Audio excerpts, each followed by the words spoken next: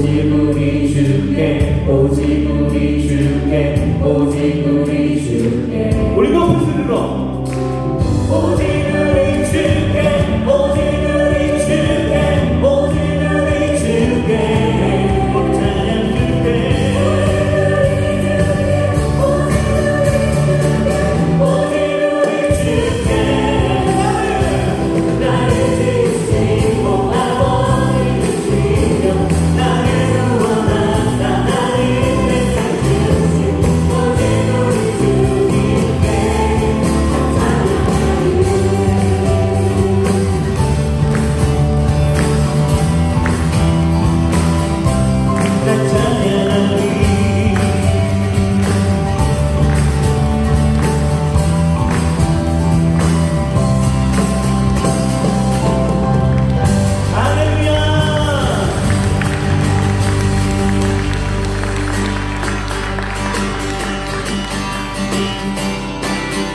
우리 박수 한번 전할까요?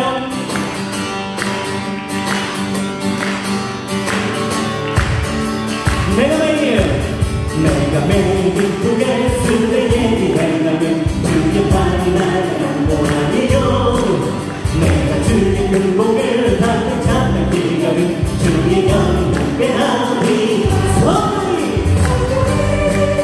대신에 할렐루야 함께하시네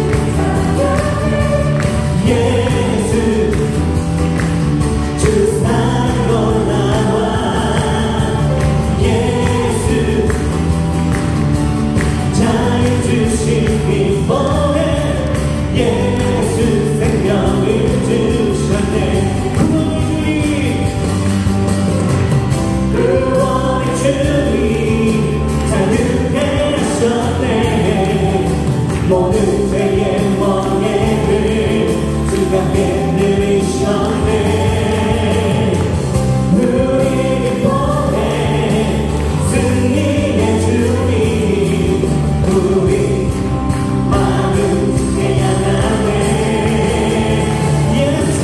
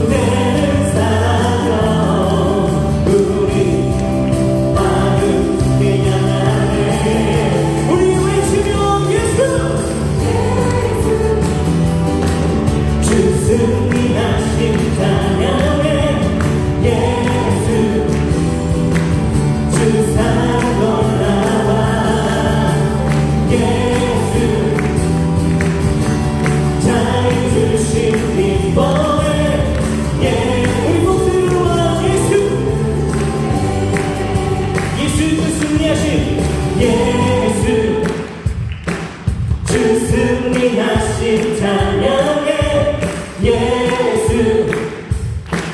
주 산 올라와 예수 자유 주신 기쁨에 예수 우리 마음으로 선포합니다. 합시다. 예수 주 승리하신 예수 주 승리하신 찬양에 예수 주 산 올라와 예수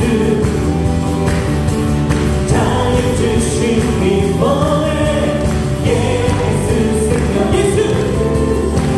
예수 생명을 주셨네. 예수 생명을 주셨네. 우리에게 승리를 주신 우리 주님 앞에 우리 영광의 박수 돌리며 나아가십시다. 할렐루야.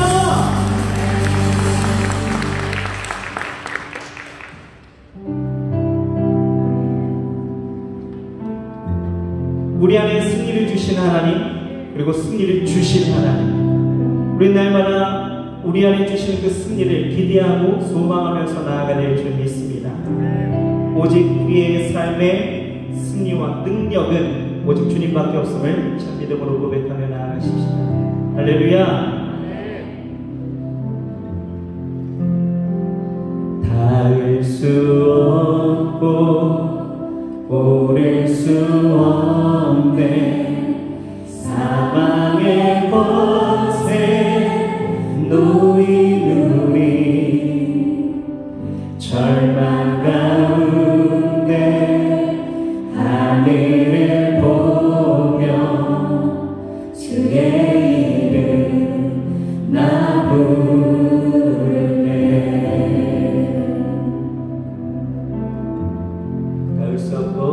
닿을 수 없고 오를 수 없네 사망의 곳에 놓인 우리 절망 가운데 하늘을 보며 주의 이름 나 부르네. 어둠을 뚫고 주님의 사랑 내 영혼을 비추시네. 모든 것 이미 이루신 주님, 주 예수 내 산소망.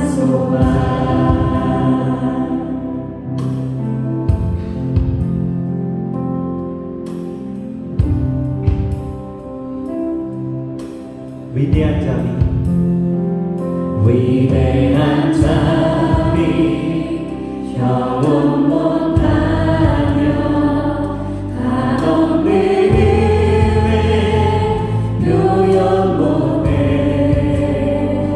내 죄와 승진 지기 위하여 이 땅 위에 주오 주의 십자가 날 구원하사 왕의 자녀 삼으셨네. 나는 영원히 주님의 소유, 주 예수 내 산소망.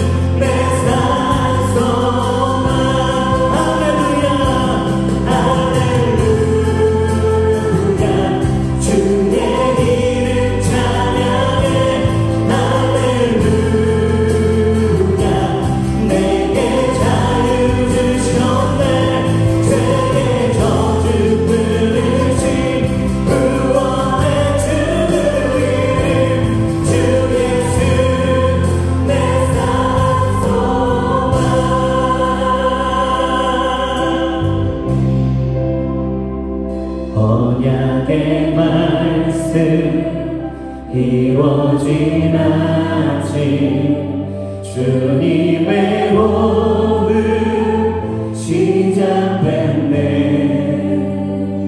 죽음이 이기신 유다의 사자 우리의 주 부활하셨네. 언약의 말씀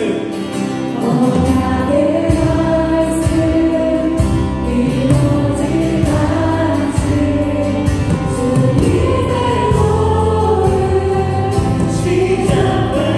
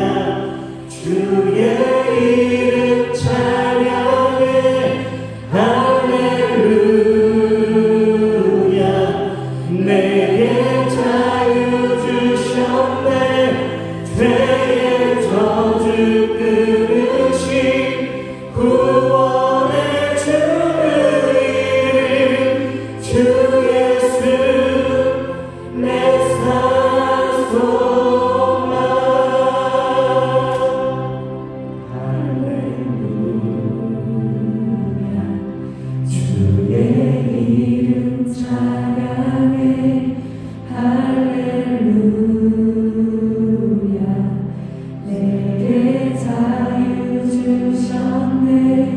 죄의 저주 끊으신 구원의 주 그 이름 주 예수 내 산 소망.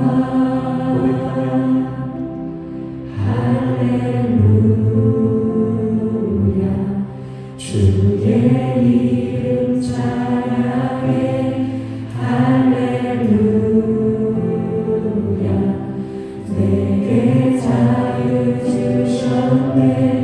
죄의 저주 끊으신 구원의 주 그 이름 주 예수 내 산 소망.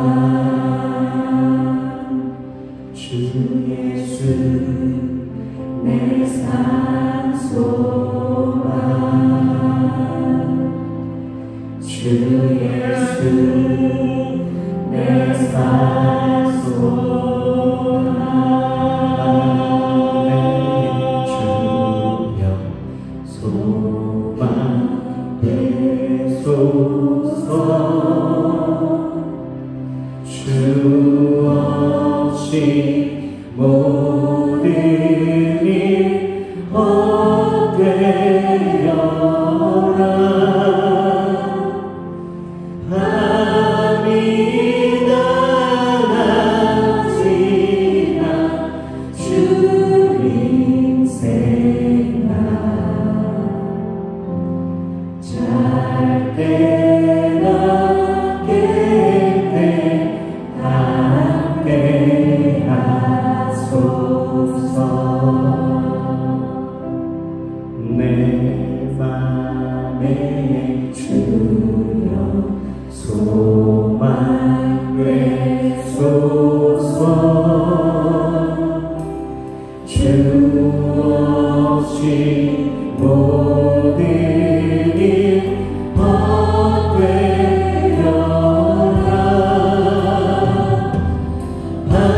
밤이나 낮이나 주님 생각.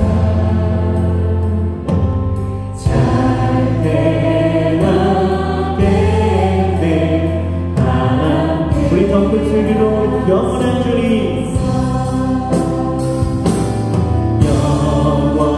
영원한 주님 내 승리의 주. 하늘의 기쁨을 주옵소서.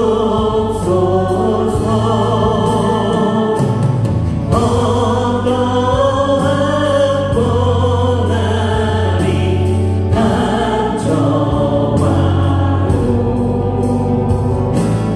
만유의 주여 소망 되소.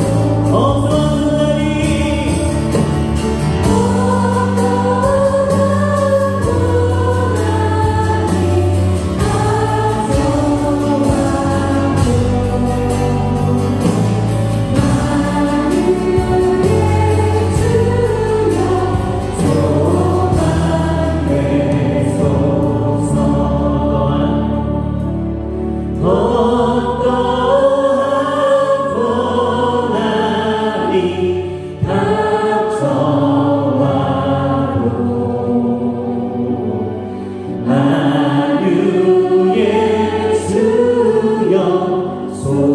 우리 가슴에 손을 꽂고 고백하며 나아가십시다. 어떠한 고난이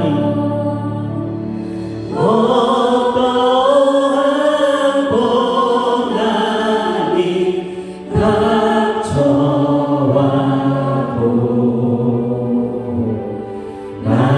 만유의 주여 소망 되소서.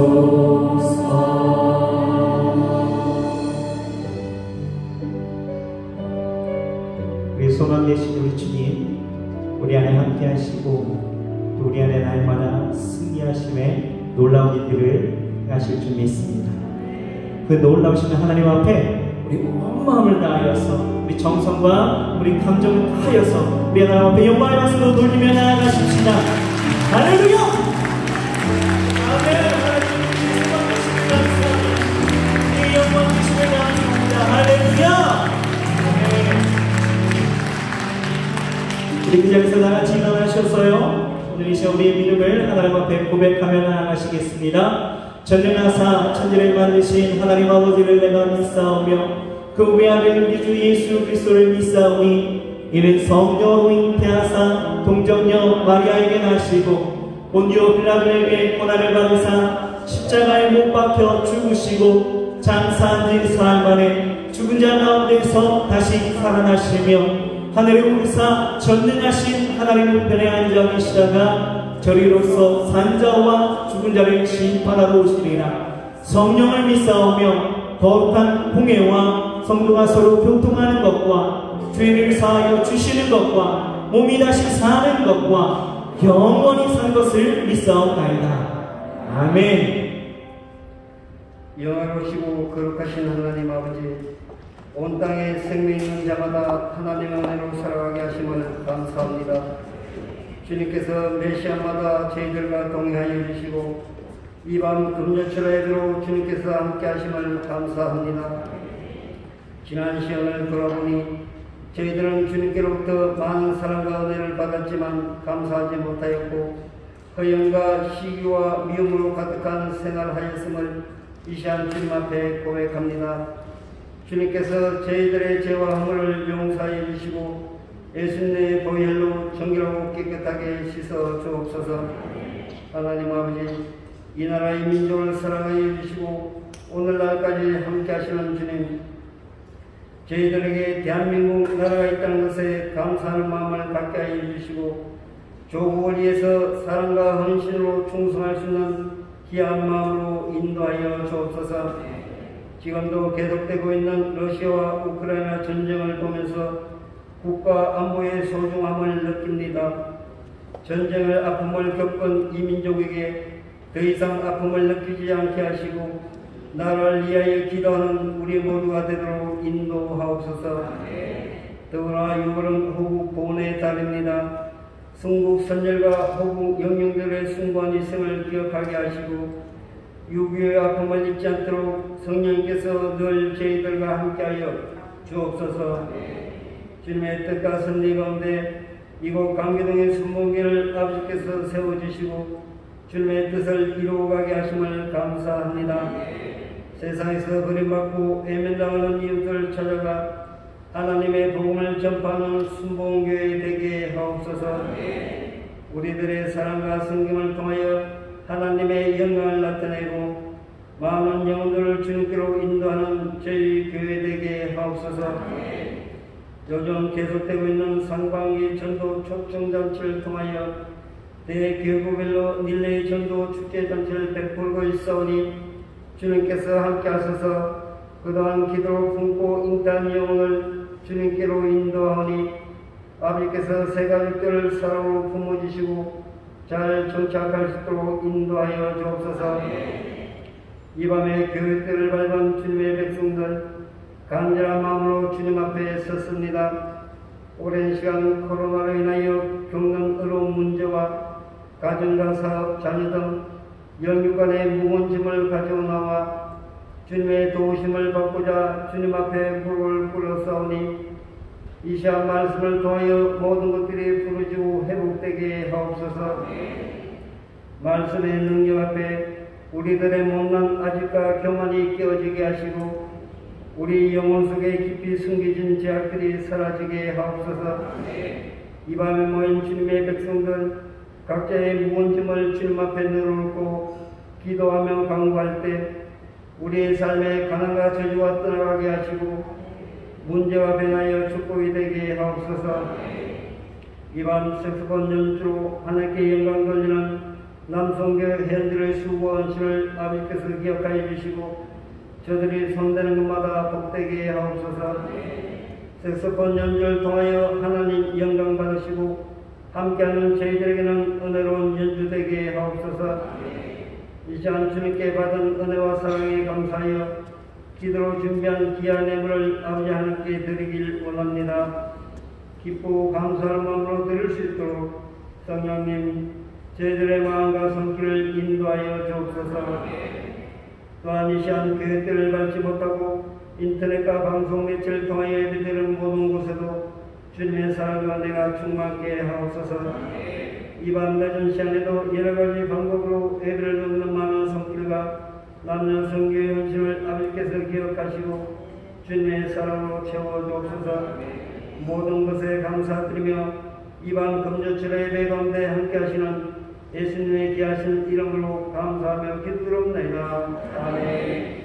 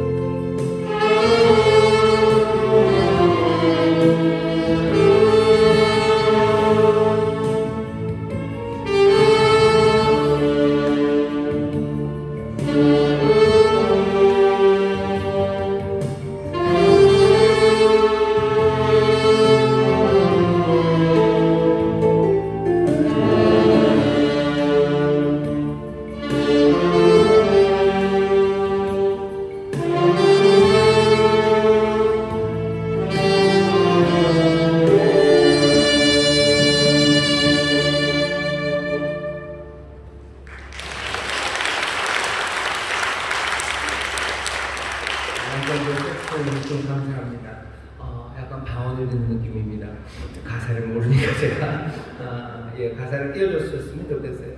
잘하는 찬양이면 모르겠는데 그냥 뭐 은혜는 받았습니다. 방언 듣는 이야기 같은데 통역이 안 되니까 무슨 얘기인지 잘 모르겠네요. 하나님의 은혜가 우리와 함께 하시고 또 성령님 우리를 도우셔서 우리 안에 새 일을 행하시고 또 능력으로 충만케 하실 줄 믿습니다. 우리 함께 예배하는 분들과 반갑게 인사하겠습니다. 인천 수도 행복하모니교회 박수 감사합니다. 글로벌 하모니교회, 성전 하모니교회, 국제 하모니교회, 인천 하모니교회, 대전 하모니교회, 에드레 부처, 대한마 하모니교회, 유학생 선교센터, 인터넷 장소와 함께 배우는 모든 분들 하나님의 은혜가 넘칠 줄 믿습니다. 감사합니다. 성령 강림절 이후 첫 번째 금요철입니다. 하나님께서 우리에게 또 은혜를 주시고 성령님 이 밤에 역사하셔서 우리 가운데 새 일을 행하실 줄 믿습니다. 우리에게 주신 하나님의 말씀 찾겠습니다. 사도행전 5장 1절부터 11절까지 말씀입니다. 사도행전 5장 1절에서부터 11절까지 말씀을 본문으로 강림하셔서 내주하시는 성령님이라는 제목으로 말씀을 나누려고 합니다. 강림하셔서 내주하시는 성령님이라는 제목으로 말씀을 나눌 겁니다. 사도행전 5장 1절부터 11절까지 말씀입니다. 사도행전 5장 1절부터 11절까지 말씀입니다. 찾으신 분 하고 내일은 온세토입니다. 함께 나와서 기도하고 또 하나님의 은혜를 구하는 복된 시간이 되기를 바랍니다. 자, 사도행전 5장 1절부터 11절까지 말씀 다 같이 한 목소리로 봉독하겠습니다. 아냐니아라 하는 사람이 그 안에 삽비라로 더불어 소유를 팔아 그 값에서 얼마를 감춤해 그 안에도 알더라. 얼마를 가져다가 사도들의 발 앞에 두니 베드로가 가로되 아나니아야 어찌하여 사단이 내 마음에 가득하여 내가 성령을 속이고 땅값 얼마를 감추었느냐. 땅이 그대로 있을 때에는 내 땅이 아니며 판 후에도 내 힘으로 할 수가 없더냐. 어찌하여 이 일을 내 마음에 두었느냐. 사람에게 거짓말한 것이 아니요 하나님께로다. 아나니아가 이 말을 듣고 엎드러져 혼이 떠나니 이 일을 듣는 사람이 다 크게 두려워하더라. 젊은 사람들이 일어나 시신을 싸서 메고 나가 장사하니라. 3시간쯤 지나 그 아내가 그 생긴 일을 알지 못하고 들어오니 베드로가 가로되 그 땅 판값이 이것뿐이냐. 내게 말하라니 가로되 예 이뿐이로라. 베드로가 가로되 너희가 어찌 함께 회하여 주의 영을 시험하려 하느냐. 보라 내 남편을 장사하고 오는 사람들의 발이 문 앞에 이르렀으니 또 너를 내어 나가리라 한데 곧 베드로의 발 앞에 엎드려져 혼이 떠나는지라. 젊은 사람들이 들어와 죽은 것을 보고 메어다가 그 남편 곁에 장사하니 온 교회와 이 일을 듣는 사람들이 다 크게 두려워하니라. 아멘. 강림하셔서 내주하시는 성령님이라는 제목으로 말씀 전합니다. 성령 강림절이 지난 주일이었습니다. 예수님께서 약속하신 성령을 물붓듯이 부어주셔서 말세 하나님께서 이루시려는 그 일들을 그 주님의 역사가 이제 충만한 가운데 능력으로 시작되었습니다. 그 하나님의 일을 이루실 때 하나님이 그냥 혼자 하지 않으시고요. 아들을 보내셔서 하시더니 이제는 그 아들을 통하여 하나님의 영을 하나님의 백성들에게 부으셔서 성령으로 충만한 하나님의 사람들이 그 구원의 일을 이루어 가십니다. 하나님의 선하신 뜻이죠. 생명으로 살려 일으키시려는 일이고 그리고 구원을 통해서 우리들에게 예비하신 크신 선물을 주시려는 그리고 그 가운데 하나님의 영광을 온 땅에 가득하게 하시려는 그 복된 사건이 이제 점점 더 충만해져 갑니다. 2000년 전에 임하셨고요. 그리고 점점 더 그 일들을 충만하게 이루어 가십니다.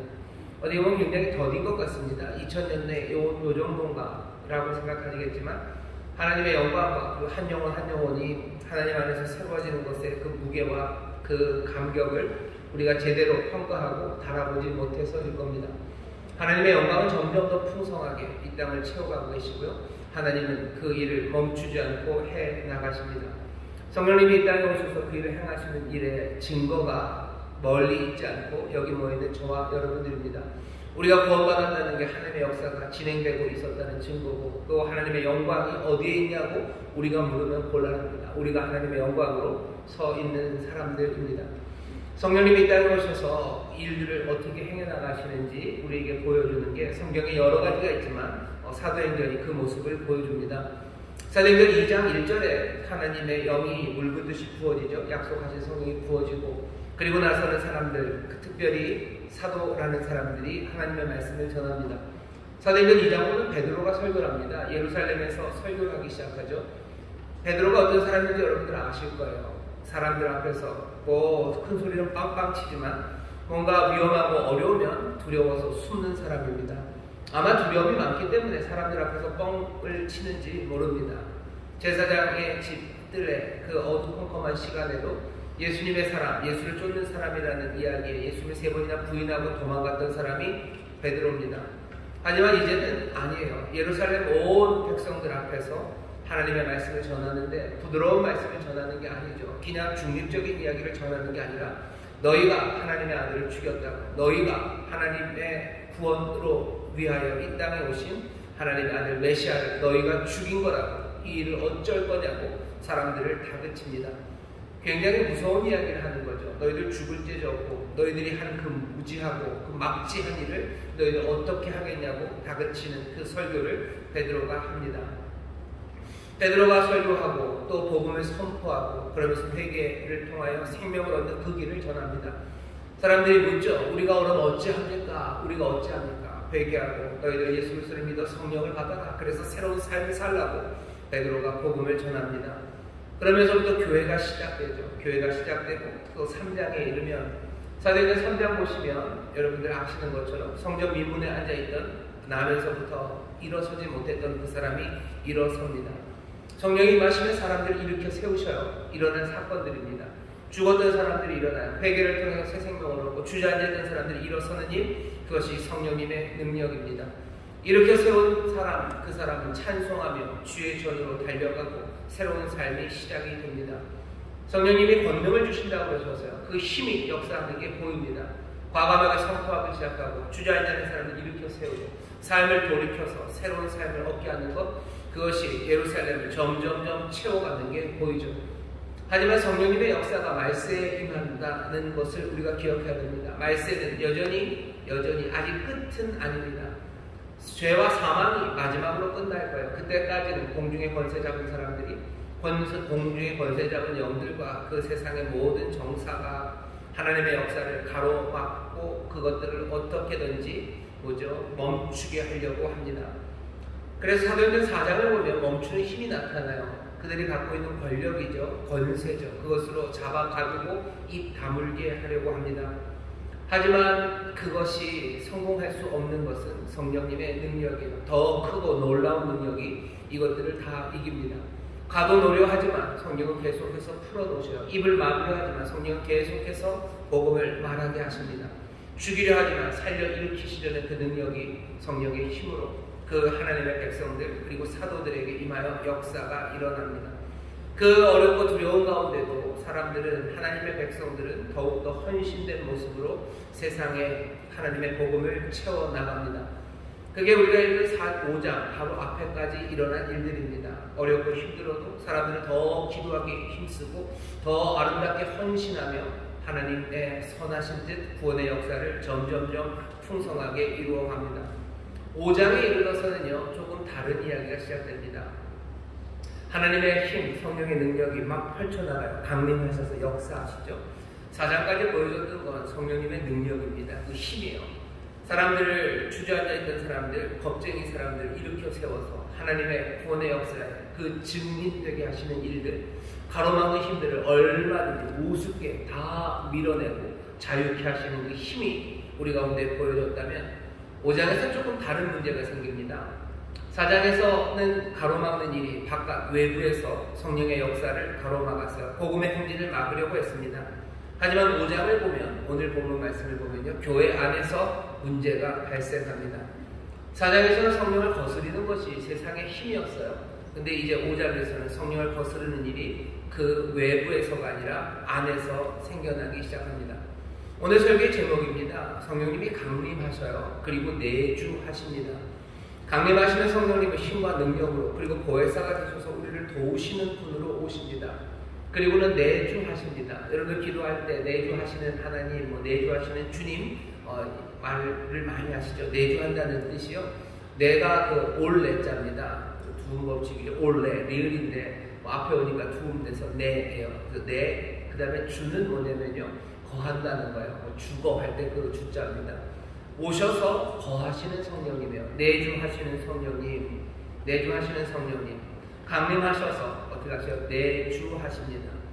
강림하셔서 내주하시는 게 우리에게는 참 좋습니다. 왜냐하면 그 힘이, 그 은혜가, 그리고 그 인도하심이 오셔서 떠나지 않으시고 우리와 함께 하시기 때문에 물 붓듯이 부으신 성령님이 물 붓듯이 우리 가운데 부으셨다가 아침 해가 쨍하고 나고 뜨거운 햇빛에 몽땅 다 증발해서 사라져버리시는 게 아니라 오신 성령님은요 떠나지 않으시고 우리와 함께 하십니다. 예수님이 그러셨죠. 보혜사가 오신다. 그가 너와 함께 하실 거다. 너희와 함께 하실 거다. 성령님 능력으로 오셔요. 그리고 우리와 내주하십니다. 그 힘과 능력이 그리고 은혜가 우리와 함께 한다는 건 얼마나 좋은 일인지 모릅니다. 하지만 오늘 5장 우리가 읽은 본문이 알려주는 건 강림하셔서 내주하시는 하나님 그리고 내주하시는 성령님은요 우리에게 문제를 일으킬 가능성이 됩니다. 위험한 일이 일어날 가능성이 거기에 생겨요. 4장까지는 이 사람들이 그걸 몰랐습니다. 그냥 놀랍죠. 말세에 주신다고 하셨던 성령의 그 귀하신 선물이 구약시대에는 그렇게 사모해도 그냥 가물에 폭나듯 여기저기 하나님의 특별한 사람에게 부으셨던 그 능력이 이제는 약속하신 대로 모든 사람에게 부어져서요 꿈꾸기 시작하고 그 힘과 능력으로 전에 할 수 없었던 일을 하기 시작하고 주저앉고 누웠던 사람들이 일어서기 시작했으니 얼마나 감격스럽습니까? 그러니 강림하셔서 내주하시는 성령님은 그냥 환희의 대상이요 기쁨의 대상입니다. 그리고 얼마든지 우리의 삶을 든든하게 만들어주시고 우리의 마음에 평안을 주신다고 생각했어요. 하지만 5장쯤 와서 교회가 그리고 하나님의 백성들이 알아야 될 문제 앞에 세워놓습니다. 강림하시지 않았으면 내주하지 않으셨으면 생기지 않을 문제예요. 우리는 구하죠. 성령님 오시라고. 왜? 오셔서 만약에 오시지 않고 내주하지 않으시면 우리에게 힘이 없을 거예요. 그러니 오시기를 바랍니다. 그런데 사실은 오셔도 문제는 생겨요. 오시지 않아도 문제가 생기지만 오셔도 문제가 생깁니다. 그게 오늘 본문의 이야기예요. 우리와 함께 하시는 분, 오셔서 우리 가운데 거하시는 분이 그냥 단순히 힘으로 그리고 능력으로 우리 주머니에 그냥 그리고 우리의 손에 붙잡혀진 뭐라 그래야 되나요? 비인격적인 어떤 힘과 능력, 재능이 아니라 우리 안에 오신 성령님은 인격으로 오신 분이에요. 그냥 사람의 인격 아니요. 사람의 인격과 비교할 수 없는 그냥 정말로 하나님의 영이 성령님이 우리와 함께 하시는 겁니다.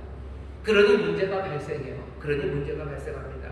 오늘 아나니아와 삽비라라는 사람이 나옵니다. 분명히 이 사람들 어떤 사람들이에요? 예수님을 사랑하고 믿는 사람들입니다. 아마도 이 사람의 이름이 이렇게 유명하고 또 이 사람이 헌신하는 그 일에 나서려는 것들을 보면 아나니아와 삽비라는 어쩌면 마가의 다락방에 있었던 그 120명 그 중에 한 부부였을 가능성도 많습니다. 처음 초대교회 안에서요 굉장히 중요한 위치에 있었던 사람인 것 같고 그리고 사람들이 어쩌면 아는 사람이 아나니아와 삽비라입니다.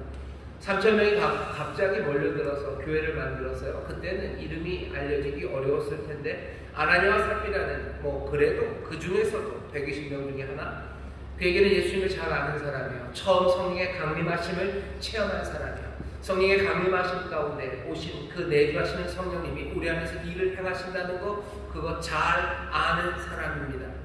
이 아나니아와 삽비라 이 부부가요 재산을 매각합니다. 그리고는 그 돈의 일부는 뒤로 남겨놓고 잘 아시죠? 나머지는 사도 베드로의 발 앞에 내려놓습니다. 여기까지 좋아요. 좋습니다. 오케이예요. 아니 오케이를 넘어서 굿이죠. 누가 재산을 다 팔라고 하지도 않았어요. 그리고 또 팔면 몽땅 다 가져오라고 그러지도 않았어요. 하지만 자기의 재산을 팔아서 어느 정도를 그 사도의 발 앞에 갖다 놓는 건 그건 나쁘지 않습니다. 좋습니다. 근데 문제는 이 판 값의 전부인 것처럼 그 앞에 가져다 놓은 게 문제입니다. 아마도 왜 그랬을까? 앞에 4장 36절 37절에 보면 바나바라는 사람이 나옵니다.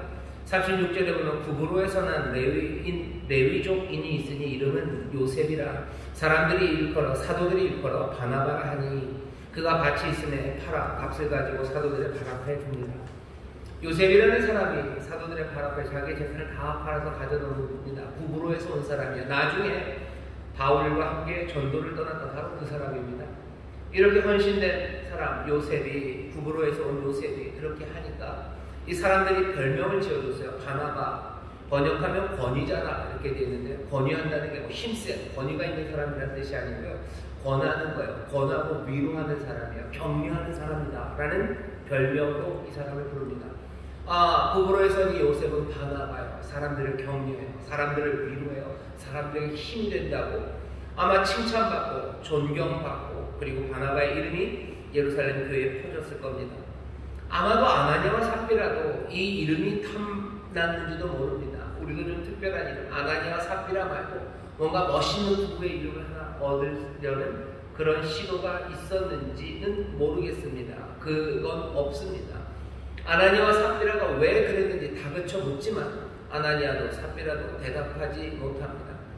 그러니 그 동기가 뭔지를 우리는 명확하게 알 수는 없어요. 하지만 이 사람들이 거짓말한 건 분명하고요. 그리고 이 사람들의 거짓된 행동이 그리스도의 몸된 교회, 그 교회에 분명히 해가 되고 위협이 되는 건 분명합니다.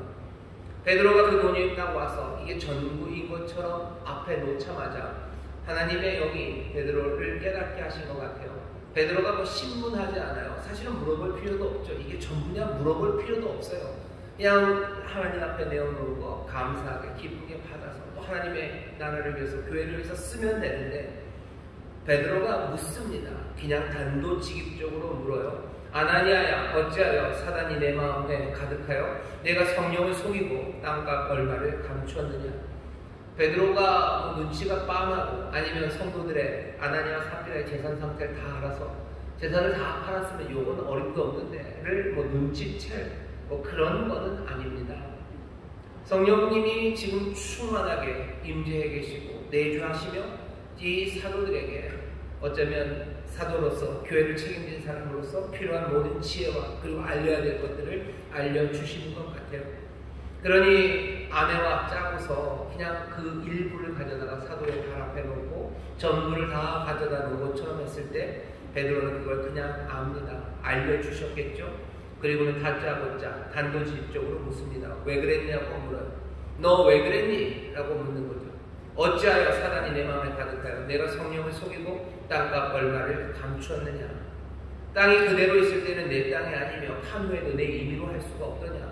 땅 그대로 있을 때 그거 네 땅이었다는 거예요. 땅을 판다운데도 팔고 난 다음에도 임의로 하면 돼요. 그냥 다 그거 네 거였다는 거죠. 외부에서 강요한 적 없어요. 그리고 그거 안 한다고 비난도 안 해요. 여기 지금 이 일이 벌어진 건 외적인 이유가 아닙니다. 갈등의 원인이 바깥에 아무도 없었어요. 아무것도 없었어요. 그냥 네 땅이었고 네가 판 거예요. 누가 강요한 것도 아니고 안 바친다고 비난한 것도 아닙니다. 교회도 마찬가지입니다. 교회 하나님 앞에 뭐 드리는 일이 누가 강요할 일도 아니고 그렇다고 해서 또 안 한다고 비난할 일도 아니에요. 저 사람은 돈이 저렇게 많은데 이것밖에 안 된다고 비난할 일도 아니고 너 좀 내라고 왜 재산을 팔아서 하나님 앞에 가져오지 않냐고 강요할 일도 없어요. 강요하지도 않았고 비난하지도 않았어요. 외부에서 아무도 건드리지 않았는데 너 왜 이랬냐는 거죠. 베드로가 지금 말하는 건 그냥 이 말 그대로입니다. 요인이 그 이유가 바깥에 있지 않아요. 밖에서는 아무도 너한테 이 거짓말하라고 이렇게 하라고 한 사람 아무도 없는데 너 왜 이랬냐는 거죠. 문제는 어디 있는 거예요? 그 안에 있는 겁니다. 네 안에 문제가 있네. 네 안에 문제가 있었던 거예요. 베드로가 말하는 말을 잘 들어요. 어째요 사단이 내 마음에 가득하여 내가 성령을 속이고 땅값 얼마를 감추었느냐. 사단이 네 안에 가득했대. 네가 그래서 성령을 속였다고. 갈등의 요인 밖에 있었던 거 아닙니다. 그 사람 안에 있는 겁니다. 그래서 결국은 일어난 일은 뭐예요? 사람 속인 거 아니에요. 베드로 속인 거 아니에요. 옆에 있는 사람들 속인 거 아니에요. 다른 성도들 속인 거 아니라 너 성령을 속인 거. 너 하나님 앞에 거짓말한 거라고. 이건 하나님에 대한 그리고 성령님에 대한 직접적인 모독입니다. 그리고 도발입니다. 도발이죠. 모를 거라고 생각한 거죠. 사람은 속일 수 있을지 몰라요. 하지만 하나님 속일 수 없습니다. 하나님 속일 수 있다고 생각한 거죠. 아니 속이고 자식으로 생각도 없었는지도 몰라요. 내가 이것을 반만 갖다 줘서 하나님이 아시리까 그런 생각이 있었으면 했겠습니까? 안 했겠죠. 내가 그 재산을 팔아서 가져다 놓을 때는요. 성령님이 나와 함께 하시고 내 안에 내주하신다는 것에 대해서 전혀 개념 없었던 것 같습니다. 그 안에 충만했던 건 자기의 생각이에요. 그리고 자기의 생각을 틈탄 이 사단이 네 마음에 가득해서, 내 마음에 가득한 건 사단이죠. 내 마음에 사단이 가득해서 성령의 충만함 대신에 사단의 충만함 때문에 네가 성령님이 너와 함께 하시는 것, 그래서 네가 하신 그 일이 하나님의 성령님을 속인다는 것, 넌 그것도 몰랐나 보다 라고 지금 책망하는 겁니다. 만약에 성령님이 우리와 함께 계시지 않았다면, 만약에 성령님이 아나니아와 삽비라와 함께 하시지 않았다면, 아나니아와 삽비라는 성령에 대한 모독, 도발 그런 거 없었을 겁니다. 강림하셔서 내주하지 않으셨다면 뭐 별 문제 있었겠습니까? 그냥 살던 대로 살았던 거겠죠. 하지만 여기 이 사람은 달라요. 아나니아와 삽비라는 다릅니다. 강림하시는 성령님, 내주하시는 성령님, 그 성령님과 함께 살아가는 사람들입니다. 여러분들 후회가 되는 분 계셔요. 이런 성령을 받지 말걸, 성령 오시지 마시지, 나와 함께 하시지 마시지. 어쩌면 함께 하시지 않는 게 더 나을 수도 있습니다. 하지만 그 성령님이 내일을 함께 사시지 않는다면 하나님의 자녀로 살아갈 수는 없을 겁니다. 세상의 사람들은 이게 뭐가 죄가 되냐는 거죠. 자기가 팔아서 이만큼 갖다, 아이고 뭐 속였으면 그래도 미안합니다, 그러고 지나가면 될 일 아닙니까? 아니요, 지나갈 수 없습니다. 왜? 강림하셔서 내주하시는 성령님, 그 성령님과 함께 사는 사람이기 때문에 그래요. 이거 너무 무서운 일 아닙니까? 너무 두려운 일 아닙니까? 여러분들에게 제가 지금 그 이야기 하려고 하는 겁니다. 강림하셔요. 그리고 내주하셔요. 그 능력으로 함께 하셔요. 그리고 그 지혜와 그 임재 가운데 하나님의 자녀로 살아가게 하셔요.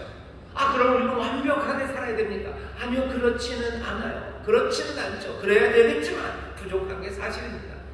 하지만 내 안에 성령님이 계시다는 것, 사단으로 충만한 게 아니라 내 안에 성령님이 계시고 내가 성령과 함께 살아가고 성령이 내 안에 거하시고 내가 주 안에, 주가 내 안에 살아가는 사람들이라면 적어도 남을 속이는 일이 전혀 없어야 되겠지만, 그래도 만약에 속여야 되는 일들이 생긴다면 성령님에게 묻겠죠. 죄송하다고라도 말하겠죠. 이럴 수밖에 없는 나를 용서해달라고 하겠죠. 그러고 내놓겠죠. 그러고 거짓말해도 하겠죠. 아마 거짓말할 때도 마음이 깨지겠죠. 그리고 돌아오면서 또 무릎 꿇겠죠.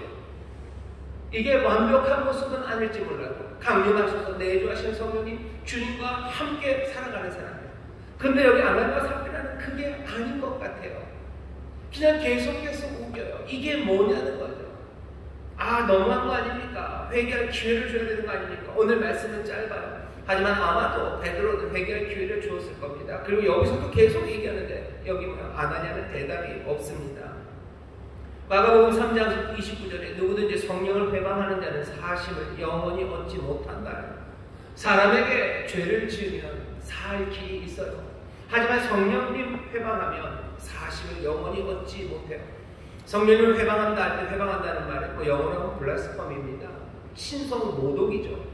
하나님 성령을 회방하는 게 성령이 가시는 길을 막고 못 가요 라고 그렇게 하는 거 아니에요. 성령님을 회방한다 할 때는 모독하는 겁니다. 비난하는 겁니다. 그리고 경건하지 않게 말하는 거죠. 성령님을 모독하는 말들, 그리고 성령님을 비난하는 이야기, 성령님을 모욕하는 거예요. 모욕하는 겁니다. 강림하셔서 내주하시는데 내가 하나님 앞에 감사함으로 내가 이것을 하나님 앞에 드린다고, 하나님 앞에 내 모든 것을 드린다고 사도들의 발 앞에 놓은 거예요.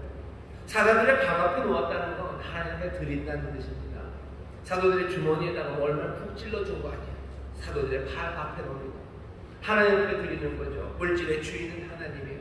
내가 물질을 내 머리에 두고 사는 것 아니고 나는 내 발 안에 이것이 내 주인이 아니고 라고 말하며 내려놓았지만 결국은 뭡니까? 이 물질이 발 아래 내려놓은 이 물질이 자기의 머리와 자기의 마음속에 가득한 거죠. 그러면서도 하나님 앞에 내어놓는다고 말하는 거예요. 성령님 비난하고 모독하는 겁니다.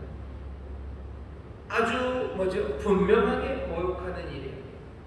사단은 거짓사업입니다. 요한복음 8장 44절이죠. 거짓사업인 사탄이 아나니아의 마음에 들어가서 성령을 속이려고 시도한 겁니다. 사단은 이 기회를 계속해서 붙잡으려고 해요. 계속해서 성령의 집에 내주하시는 성령님과 함께 사는 게 아니라 사단의 집에 그 안에서 살아가게 합니다. 그러면 성령을 속이려 속이게 만들어요. 성령님을 모독하게 만들어 하나님을 아무것도 아니냐 만들어 갑니다. 아나니아는 설 수 있습니까? 못 섭니다. 그러니 그냥 엎드러져 버릴 수밖에 없습니다. 사도행전 3장에서는 일어서지 못했던 사람이 일어섰어요. 일어서서 뛰기 시작합니다. 이제는 그 반대입니다. 서 있던 그 사람이 엎어져 버립니다. 성령님이 힘으로 오셔요. 1장부터 4장까지는 그 권능, 그 힘, 듀나미스, 모든 것들을 새롭게 만드시고 일으켜 세우시고 풀어내시고 그 역사를 밀고 나가시고 그리고 그 안에서 기도하고 의지하는 가운데 하나님의 일을 이루어내는 그 사람들을 보여줘요. 하지만 5장은 분위기가 전혀 다르죠. 내주하시는 분. 이 성령님은 만만한 분이 아니셔요. 성령님이 강림하셔서 내주하신다는 사실은 분명히 우리에게 용기가 되고 힘이 되고 우리를 스프링처럼 튀어오르게 하지만 또 동시에 우리를 엎어지게 하실 수 있습니다. 아무것도 아니냐 무너져 버리게 하실 수 있어요. 너무 가혹합니까? 회개의 기회 놓친 거 아닙니까? 회개의 기회도 안 주고 아니요. 아마 회개의 기회를 놓쳤을 겁니다. 초대교회입니다. 성령 충만한 교회요. 생생한 교회요. 예수님의 부활을 본 사람들의 가능성이 아나니아와 삽비라는 많습니다. 첫 그 기적을 마가의 다락방에서 체험했을 가능성이 많은 누구보다도 성령 충만한 사람들이었을 겁니다. 이 교회 성령 충만한 교회요. 성령 충만한 교회, 성령 충만한 성도들, 사탄의 도발, 그 도전의 대상이 될 수 있습니다. 성령님이 강림하셔요. 그러니 내주하셔요. 만사가 다 오케이 끝이요? 아니요. 5장 보셔요. 오케이 끝 아닙니다. 아니 오히려 더 위험합니다. 사탄이 계속해서 역사하고 있기 때문에 우리 안에 쌓여져 있는 여전히 남아있는 거짓들, 탐욕들, 그리고 위선들, 불순종이라는 것들 그 거점 틈만 보이면 그리로 집요하게 들어옵니다. 인천 상륙작전 할 때는 확률이 굉장히 낮았다죠. 그래도 메가더가 올라오죠. 메가더보다도 훨씬 더 집요하고 능력 많은 양반이 사탄입니다. 노르망디에 아이젠하워가 올라가도 가능성은 신라 같아요. 신라 같은 그게 있어도 비빌 언덕만 있으면 갈 길만 있으면 연합군 쳐들어가는 것처럼 사단 아이젠하워가 훨씬 더 집요하고 능력 많은 양반입니다. 교두보를 확보하기 위해서 빈틈만 보이면 빈틈이 없어도 밀고 들어올 사람들이 일말의 가능성만 있어도 옵니다. 그리고 거기에다가 자리 잡고 점점점 사단은 그 마음을 충만하게 채워갑니다. 우리 안에 자랑의 욕구가 남아있든지 아니면 두려움과 염려가 있든지 아니면 내 안에 욕심이 있든지 무엇이 있든지 그것에 사로잡히고 또 그것으로 틈타오는 사탄이 우리를 점령하기 시작하면 누구라도 아나니아와 삽비라처럼 될 수 있습니다. 성령 충만한 사람, 성령 충만한 교회에 훌륭했던 성도가 이렇게 무너져 내립니다. 그래도 너무 가혹한 거 아닙니까? 하나님이 이렇게 화를 내십니까? 오늘 말씀을 잘 보셔요. 이때는 그냥 처음 시작이라 일벌백계로 한번 시범타로 때린 겁니까? 그러면 아나니아와 삽비라가 너무 억울하죠. 시범타라고 생각하시면 안 됩니다. 심판하시는 하나님, 여러분들 좀 불편하시죠? 하나님은 좀 착한 삼촌 같고 마음씨 고운 이모 같고 그랬으면 좋겠는데 하나님은 착한 삼촌, 고운 이모 아니십니다. 하나님은 거룩하신 분이셔. 하나님은 쳐들어오시는 분이십니다. 그 가능성을 부인할 수 없습니다. 사람들은 그런 하나님을 이해하기 어려워하고 받아들이기 힘들어요. 왜? 진노라는 거에 갖고 있는 생각 때문이요. 진노 그건 좀 너무한 거 아닙니까? 진노가 나쁜 건 비이성적인데요. 하나님의 진노는 절대로 비이성적이지 않습니다. 진노는 불의하다고 생각하기 때문이요. 아니요. 하나님의 진노는 불의하지 않으십니다. 의롭지 않다고 얘기할 어떤 근거도 없습니다. 하나님은 의롭게 분노하셔. 그리고 그 분노 가운데 하나님은 이성을 잃으신 적도 없습니다. 사람들이 하나님의 진노라는 것에 대해서 부정적인 이유를 왜 갖나 생각해 보시오. 비이성적이고 정의롭지 않아서. 아니요. 하나님의 진노는 아주 합리적이죠. 하나님의 진노는 공의로우십니다. 비난할 거리가 없어요. 그 밑에 또 사람들이 얘기해요. 진노? 그건 너무 충동적이지 않습니까? 너무 충동적이고 그것은 앞날을 어떻게 할 수 없는 충동적인 뭔가가 아닙니까? 하나님의 진노는 이성을 잃은 충동적인 질문 아닙니다.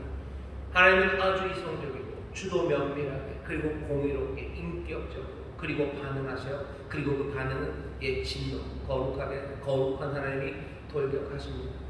하나님의 진노에 대해서 우리가 할 수 있는 말은 없어요. 왜 그것을 싫어하는지 잘 보셔요. 우리는 왜 하나님의 진노는 말이 안 된다고 생각하는지 잘 보셔요. 다 말이 됩니다. 그런데 우리가 그냥 아니라고 우길 뿐입니다. 오늘 사도행전 5장에 보이는 하나님 그 성령님은요, 말 그대로 하나님이시고 말 그대로 거룩하신 영이셔. 거룩하신 영이셔. 거짓 그거 그냥 두고 볼 수 없으셔. 모독당하고 모욕당하는 그일 참을 수 없는 분입니다.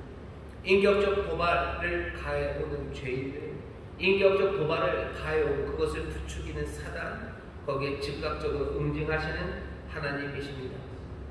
이 하나님의 영이 강림하셔서 우리 가운데 거하시는 겁니다. 우리 가운데 거하시면 권능을 얻어요. 권능, 힘을 우리에게 주셔요. 그래서 하나님의 사랑으로 이 말세, 하나님의 구원이라는 그 복되고 그 생명 넘치는 그리고 감격과 기쁨이 넘치는 그 일로 우리를 인도하시고 거기에 채우셔요. 하지만 그분은 말 그대로 성령님 하나님의 영입니다. 강림하셔서 내주하시는 이는요, 그 성령님이셔요. 경건한 두려움, 그 경외함, 그것이 있어야 됩니다. 거룩한 분이 여기 오셔서 우리와 함께 하신다는 것, 그것을 인정해야 합니다. 힘과 능력, 은혜와 인도, 보호, 이런 성령님의 능력을 생각하면 좋죠. 좋아요. 좋아. 너무너무 행복해. 거기서 드려지는 예배, 거기서 또 이루어지는 순종, 그 순종이 어쩌면 하나님 앞에서는 낯선 모습이 됩니다. 거룩한 분이 여기 오셔서 우리 함께 계신다는 거 인정하는 그 거룩한 두려움, 그 앞에 거기서 드려지는 순종, 그리고 그 앞에서 누리는 감격, 그게 뭔지 다시 한번 회복되어야 합니다.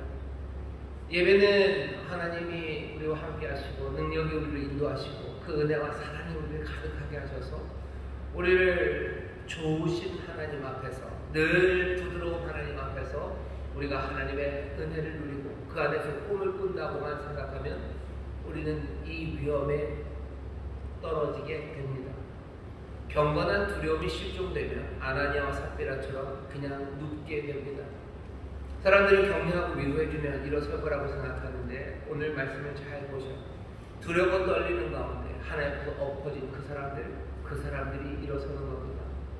교회 와서 위로받고 교회에서 격려받고 좋으신 하나님 나에게 능력을 주셔서 은혜를 주셔서 그 부드러움 가운데 있으면 세상을 일어설 것 같으시죠? 아니요. 이상하게도 하나님 앞에 그 경건과 두려움 앞에서 엎어졌던 바로 그 사람들이 일어섭니다. 경건한 두려움이 실종되면 결국은 아나니아와 삽비라처럼 누울 수밖에 없습니다. 아시아의 일곱 교회를 지나시는 교회 머리 대신 예수님, 예수 그리스도의 용모, 그 용모를 기억해 보셔요. 촛대로 옮기실 수 있는 거룩한 분이 그 촛대 사이를 지나셔요. 알파와 오메가라고 하시면서 그 발은 주석 같으셔요. 그 목소리는 많은 물소리 같습니다. 많은 물소리가 졸졸졸 흐르는 시냇물에 맑고 영롱한 영창 피나는 소리라고 생각하지 마시고 많은 물소리는 무서운 소리예요. 여러분들 큰 비가 와가지고 그 계곡에 급류가 흐르는 소리, 그 많은 물소리예요. 그 소리는 무서운 소리예요. 나를 삼킬 것 같은 거, 여기 있으면 어쩌면 죽을지도 모른다는 바로 그 소리가 많은 물소리예요. 많은 물소리, 주석 같은 발로 서 계셔요. 입에서는 검이 나옵니다. 입에서 나오는 건 검이에요. 칼이 난무하는 곳이요. 그분이 일곱 촛대 사이를 다니시며 내가 알파와 오메가, 내가 죽었다 부활한, 내가 구원자라고 하시며 교회 사이를 다니셔요. 요한은 뭐라고 합니까? 내가 그 모습을 보고 나는 엎드려져 죽은 자같이 되었다고 얘기해요. 나는 그 모습을 보며 죽은 자같이 엎드려질 수밖에 없다고. 예배는 여기 주가 강림하셔서 우리 가운데 내주할 오셔서 여기 거하십니다. 여기서 우리 사이에 다니셔요. 우리를 부드러운 손길로 우리의 마음을 위로하시고 우리 지친 몸을 어쩌려 주시는 부드러운 얼굴, 그래서 우리에게 힘이 주시는 분, 그분만 생각하면 우리는 아나니아와 삽비라처럼 위험한 가능성 앞에 서게 됩니다. 예배하는 시간이 뭔지, 하나님 앞에 살아가는 것, 하나님의 영이 강림하셔서 우리 가운데 내주하신다는 게 뭔지, 그 절대적인 존재 앞에서 우리가 엎드러지는 게 뭔지 다시 한번 생각하셔야 돼요. 성령 강림절입니다. 우리에게 오시는 성령, 그 능력으로 오시는 분, 강림하셔서 내주하시는 분이 거룩한 영이라. 우리와 함께 하시는 주의 영, 그 주의 영의 모습을 다시 한번 보셔야 합니다. 예배하는 때 뭐 사람 앞에 서 있는 거 아니야. 인간적인 카리스마 앞에 서 있는 건 아니고, 예배가 영을 즐기는 시간 아니고, 내가 위로받기 위해서, 그리고 여기에 뭐 즐거움과 부드러움이 가득해서 그것들만 기대하고 오신다면 여러분들 뭔가 잘못 생각하신 거예요. 내가 그 부드러운 예수님, 부드러운 성령님을 예배하고 뭐 두려워 떨리는 분은 그냥 온오프처럼 얼 수 있다고 생각하면 그건 오산입니다. 인간의 거짓된 도발, 거기에 하나님은 그냥 달려드셔요. 성령님이 내주하시는 예배, 성령이 충만한 예배에 대해서 여러분들 다시 생각하세요. 하나님의 거룩한 영이 충만한 예배, 주의 영이 가득하셔서 임재하셔서 우리 가운데 역사하시는 예배, 그 예배가 도대체 어떤 예배인가 다시 한번 생각하세요. 영광이 가득한 예배는 뭘까? 내 마음에 부드러운 바람이 불어오고 내 안에 솜털 같은 무슨 매시멜로 같은 것들이 가득 채워져서 내 빈 곳들을 뭐 실리콘으로 채우듯이 그냥 싹 애무해 주시고 위무하시고 그것들을 북돋아 주시고, 여러분 예배가 그렇다고 생각하면 여러분들 오늘 5장 말씀 다시 읽어보셔요. 성령님이 우리 안에 함께 하시고 성령님이 내주하시는 예배, 주의 영이 함께 하시는 그 예배, 성령을 내 주머니에 소유한 것처럼 아니면 내가 폈다 껐다 할 수 있는 것처럼 그렇게 자기 확신에 가득 찬 예배, 그래서 또 그런 신앙생활, 강림하셔서 내주하시는 성령과 살아가는 삶인가, 강림하셔서 내주하시는 성령 안에서 참으로 진실되게 예배할 때가 와요. 그런 사람들이 올 거예요. 그 사람들은 신령과 진정으로 영 안에서 진리 안에서 예배할 거예요. 그 예배가 온다. 그리고 그때는 이때다. 하나님의 영이시다. 그러니 신령과 진정으로 예배하는 자를 찾으시고 그 사람들의 예배를 받으신다 할 때 그 영과 진리 안에서 예배하는 것, 그 영에 관한 이야기입니다. 속이고 모독당하고 회방받으시면 그냥 참지 않으시고 돌격하시는 거룩하신 분이요. 이사야가 하나님의 영광을 봅니다. 영광이 가득한 성전에서 이사야가 뭐라고 얘기합니까? 6장 3절부터 5절까지 이사야가 하는 말은 이런 말이에요. 나 이제 죽게 되었다. 화로다 나요. 내게 화가 임한 거예요. 내가 이제 망하게 되었도다. 영광 앞에서 이사야가 뭐라고 얘기하는지 여러분들 들어보죠. 베드로가 주님을 만납니다. 주님을 만나 그 영광과 능력의 주님 앞에 섰을 때 베드로가 뭐라고 합니까? 그 무릎 아래 엎드려요. 누가복음 5장 8절입니다. 주여 나를 떠나소서 나는 죄인이로소이다. 주여 나를 떠나소서 나는 죄인이로소이다. 이게 감동이에요. 그리고 전율입니다. 이것이 출렁거리는 곳, 그곳이 주 안에서 성령 안에서 예배하는 곳이에요. 여기 오늘 우리가 금요일 저녁에 성령 강림절이 지나고 첫 번째 금요일에 모였습니다. 여기 주의 영이 약속하신 대로 그 말씀에 부시는 성령님이 우리 가운데 가득함을 우리가 믿어요. 다시 한번 우리가 성령 안에서 예배하고 기도한다는 게 뭔지, 그리고 그 두려움과 떨림, 그것들이 회복되어야 합니다. 내주하시는 성령님, 그 성령님, 그 주의 영이 우리가 얼마나 질적인 차이가 나시는 분인지를 자각하지 못하고 우리가 늘 함께 하시는 하나님을 노래한다면 그때는 안타깝게도 하나님은 점점 줄어드는 하나님으로 우리가 인식해요. 우리가 그렇게 생각한다고 하나님이 줄진 않아요.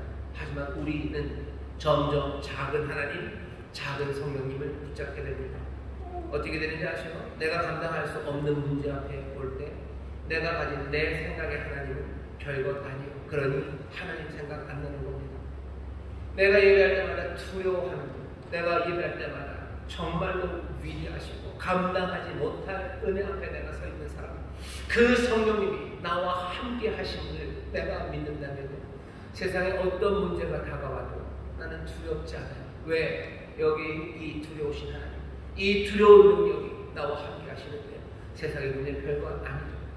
하지만 내가 예배할 때마다, 내가 신앙생활 할 때마다 내가 함께 한다고 믿는 그 하나님이 정말로 그 두렵고 차이가 나는 부분이 아니라 그냥 내 안에 있는 누군가, 나를 위로하는 누군가가 된다면 정말로 어렵고 힘든 문제 앞에 올 때 그 하나님은 나에게 별것 아닙니다. 그러니 뭐라 해야 되나요? 포기하는 거예요. 그러니 뭐라 해야 되나요? 좁니다. 그리고는 어쩔 줄 몰라요.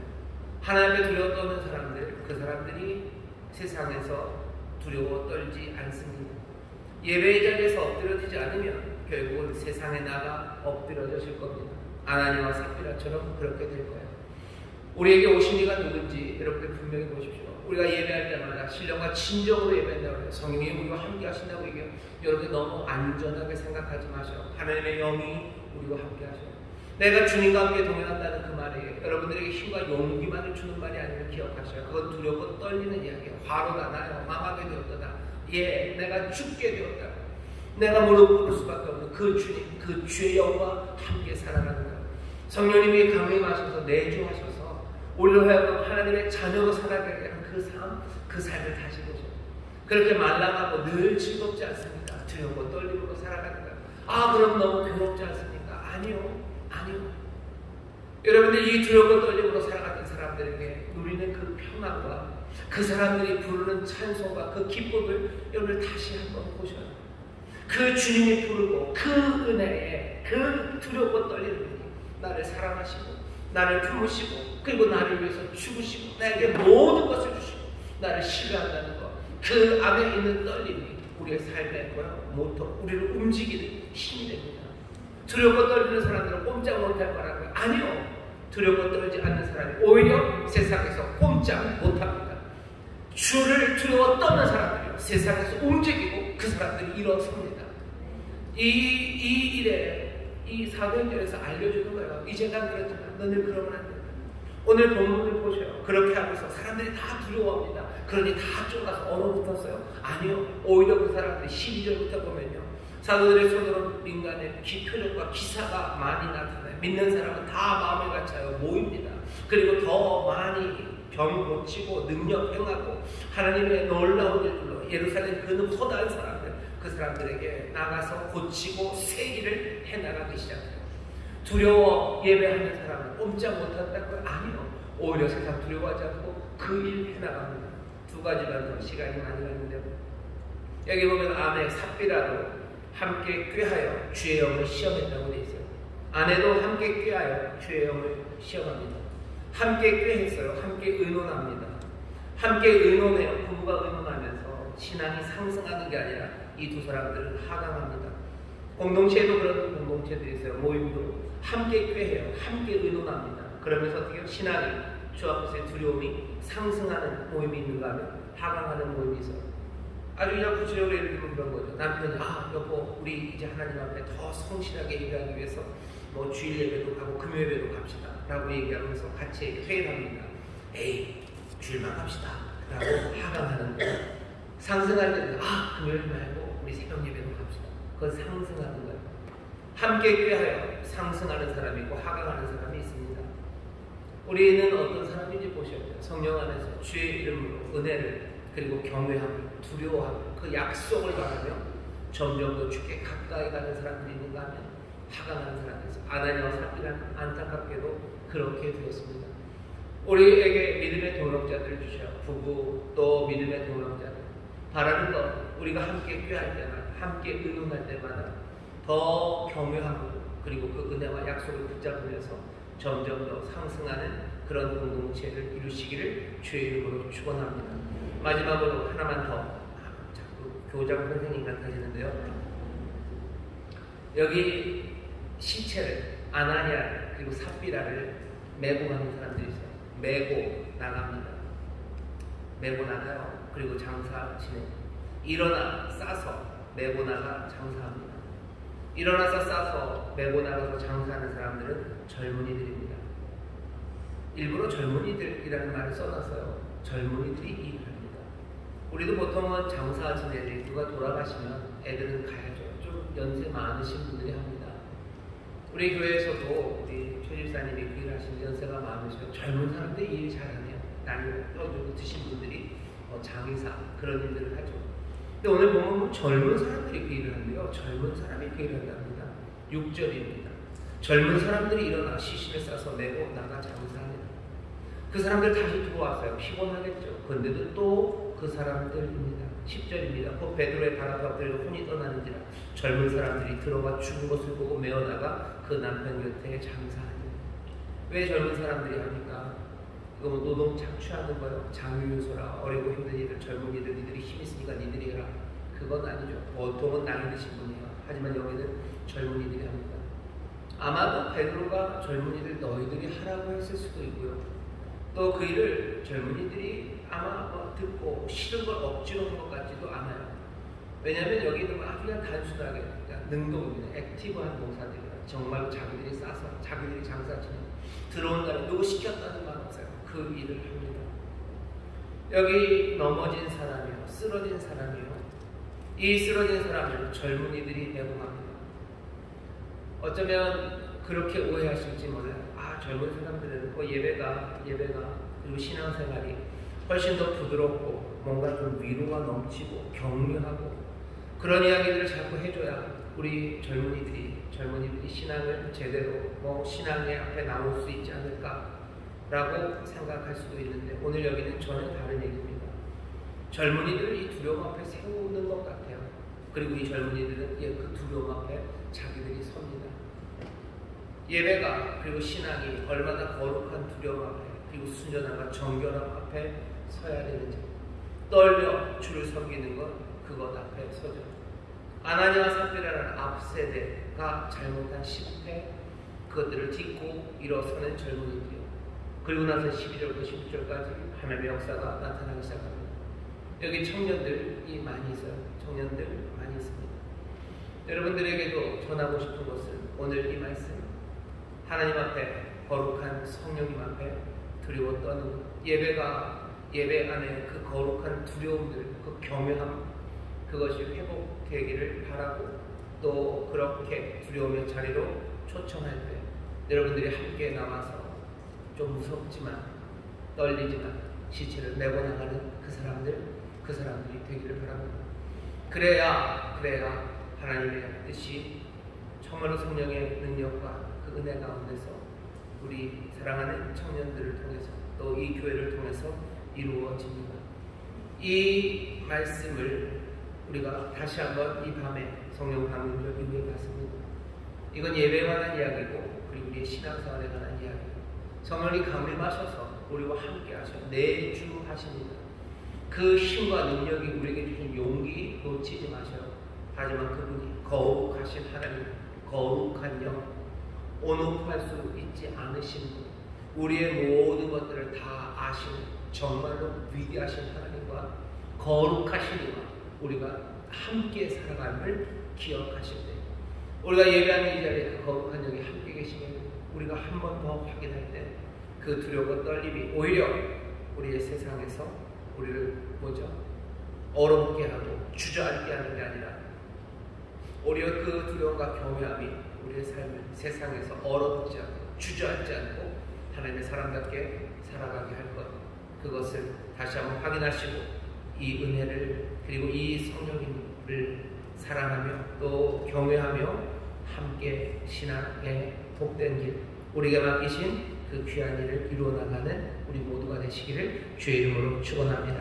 기도하겠습니다. 하나님, 강림하셔서 내주하시는 성령님, 주여 그 은혜와 능력을 우리가 잊지 말게 하여 주옵시고, 또 우리와 함께 하시는 이가 누군지 우리가 분명히 깨달아 알게 하여 주셔서 우리 안에 사탄이 충만한 것 아니라 성령의 충만한 그 두려움과 떨림으로, 또 그 은혜와 능력에 대한 감사와 또 감격과 소망으로 주여 이 땅에서 생명의 사람들답게 일어서 두려움 없이 세상을 살아가며 정말로 하나님 우리에게 맡기신 그 복된 일, 주가 우리를 부르신 그 부르심의 사명, 하나님 그 능력으로 감사와 겸손과 두려움과 떨림으로 이루어내는 하나님의 사람들, 성령의 사람들 되게 하여 주옵소서.